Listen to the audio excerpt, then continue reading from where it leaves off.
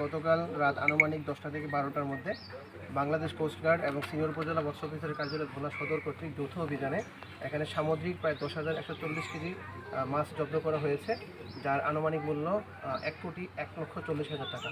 এবং এই মাছগুলো আমরা কিছুক্ষণের মধ্যে ভিতরে ঘাট সংলগ্ন স্থানে গিয়ে এই এলাকার দরিদ্র, অসহায় এবং এতিমখানার মধ্যে বিতরণ করা হবে।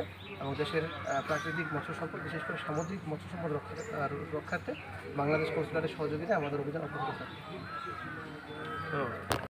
অবৈধ মাছ থাকলে আমরা প্রয়োজনীয় ব্যবস্থা গ্রহণ করতে পারবো, এবং সেজন্যই কিন্তু আমরা আসলে মাছগুলোকে জব্দ করি, যেহেতু ওই ছাড়পত্র উল্লেখই আছে যদি কোনো অবৈধ মাছ থাকে সেক্ষেত্রে প্রয়োজনীয় ব্যবস্থা গ্রহণ করা। আসলে চেকিং করে দিয়েছেন, কিন্তু এর মধ্যে যেহেতু আসলে অনেকগুলো ককশিট, এর মধ্যে তো আসলে দু একটা ভুল হতেই পারে, ঠিক আছে। কিন্তু আসলে এতগুলো ককশিটের মধ্যে আসলে ওখানে কিন্তু ছাড়পত্রে স্পষ্ট করে উল্লেখই আছে যে যদি কোনো অবৈধ মাছ থাকে সেটা জব্দ করা যাবে, সেটা আমার প্রয়োজনীয় ব্যবস্থা নেওয়া যাবে, এবং তার প্রেক্ষিতেই কিন্তু আমরা আসলে ব্যবস্থা গ্রহণ করেছি। ধন্যবাদ আপনাকে।